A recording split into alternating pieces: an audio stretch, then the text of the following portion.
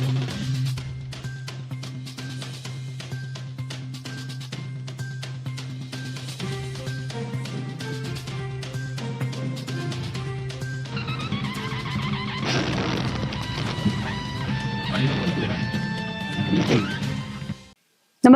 आपण पाहता हिरकणी न्यूज.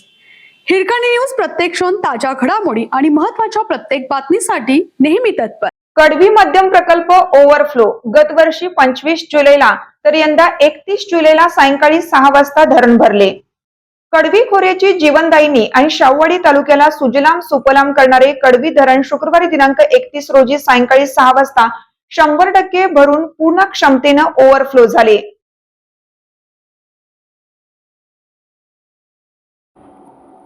धरण क्षेत्रात कोसळणाऱ्या दमदार पावसामुळे धरणाचा सांडवा आणि विद्युत गृहातून कडवी नदीपात्रात पाण्याचा विसर्ग सुरू झाला आहे. जुलै अखेर धरण तुडुंब भरल्याने कडवी काठाच्या 22 गावातील बळीराजासह नागरिकांमधून आनंद व्यक्त होत आहे. गेल्या काही दिवसांपासून धरणाच्या पाणलोट क्षेत्रात पावसाने जोरदार हजेरी लावली होती. गेल्या 24 तासात 58 मिलीमीटर पावसाची नोंद झाली असून आज अखेर एकूण 1903 मिलीमीटर पाऊस पडला आहे.